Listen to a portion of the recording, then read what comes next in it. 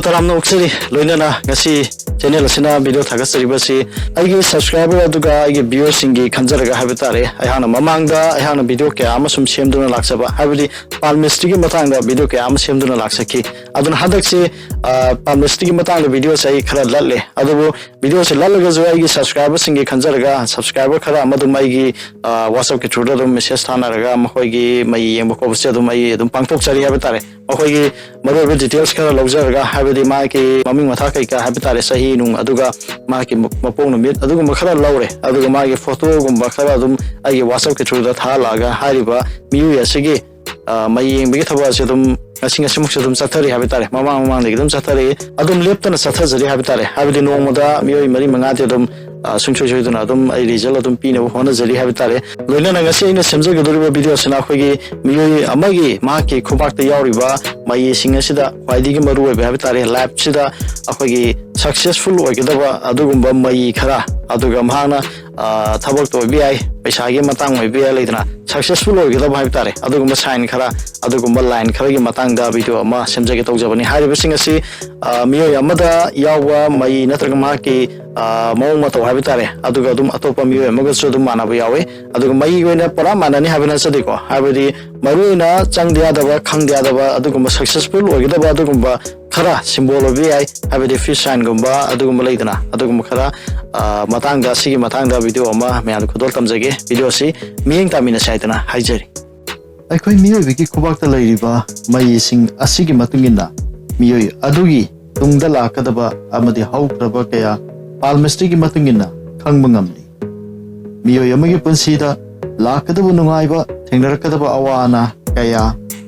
aikoi gi khut ki maida pongdoktuna lei Palmistry ki matungina hijallaba miyoi kiyana khut ki mai amadi khusagi mong matawna miyoi adugi mong mataw magun amadi oirakadaba kaya haiba ngamni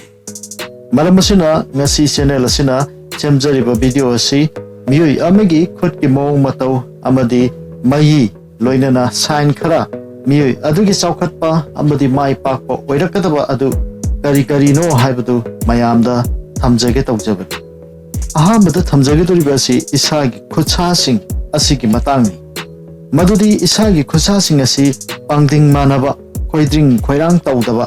paiba thektok leitaba chap tingba aduguma khutsa sing oiba miyoi asi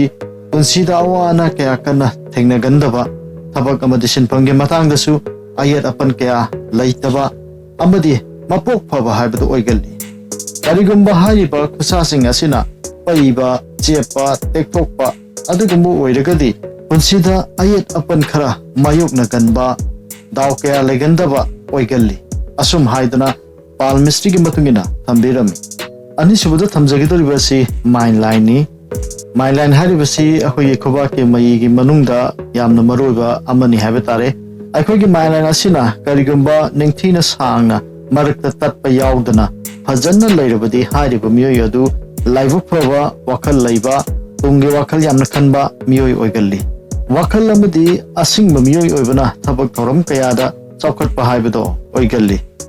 mainline asina ningthina sangliba makhai yamna fai lairik laisu haigalli calculation ge lamdasu haithoi singthoi bo oigali ahum subada thamjagadoriba asina fat line habiduni khot ke khoyai gi mapada sangna line ama lairiba se ekoina fat line natragana destiny line harik su khangnabani hariba line asi ningthina sangna khoyai mapa phawa chatlabadi yamna phaba oigali hariba miyoi asi mahaki punsida awana kya tagandaba laibuk leganba miyoi habadu oigali kanagumba miyoi amagi mahaki fail line adu ningthina sangna leiraba amadi mahaki mai gi marakta thabak mai habitare adusu ningthina form tawraba oiba taragadi mahana thaba ingkhang tanaba matamda mai pakpa yaba adugumba amasu oi haidana lawnai masini fail line asi yamnasu tangai fadaba yamna maru oiba habitare adugum su oigal mari subada thamjaribasi akhoigi chai kaba mai haidana ayang hek thamjabaduni aikoi khubakta leiriba lifeline asidagi mathak lomda line macha karagadi hariba chahi matang asi miyoi adugi chai kaba chahi matang amani haidana khangnei haibadi hariba chahi matang aduda thabakta sinphamda amadi sel thumge matangda chakhatpa mai pakpa haibudo oigalli manga subada thamjaribasi akhoi khobakta leiba adugumba money triangle ni khobakta money triangle form tawbasi business line ning thina leiba miyoi singna oigalli adabu business line leirabasu fair line haibudu laibakki mai amadi my line ning thina sangdrabadi yadi money triangle haribasi ariba line ahum asina pullaga sembani bunsida sel paiba sel tungba haibasi money triangle ning thina form tawrba miyoi singna oigalli ariba miyoi sing asi wakal yamna leiba calculation ge lamda hai singba larik haiba amadi masagi laibaksu leiba adugumba miyoi oigalli asumna money triangle form tawrgadi miyoi adu mahaki punsina miyai chalakpa matamda singchoi soiduna sel paiba sel tungba haibadu oigani mathangi taruk subasina job line haibatare thabak ke mai harigasu khangnei khot ki khoning tho makhada line asina ningthina sangna leirabadi miyoi adu punsida thabak tawba haibadi government job natragana private job oirabasu thabak tawduna tolop chaba mi oigali amade mingchat leiba maming chatpasu oigali asum haidana palmistry ki matungina khangnei aduga karigumba thabak tawba tarabasu ngasai haikiba chai kaba haidana lifeline da kakiba line masakra leibdo adugi matungina hariba sahi matang aduda oigalli tare subada thamjaribasi adugumba mastic cross sign hariga khangnei khobaki mayai haibadi har line amadi my line anigi marakta cross sign ama ningthina form tawragadi miyoi adu mahangna yum palaba matung chawkhatpa mai pakpa haibadu pigani haidana palmistry gi matungina thambirami nipan subada thamjagi doribasi akhoi khosa singda kaba adugumba mai khosa haibani ko khobakta nataba akhoi khot ki khosa sing asida chumna line leiba asi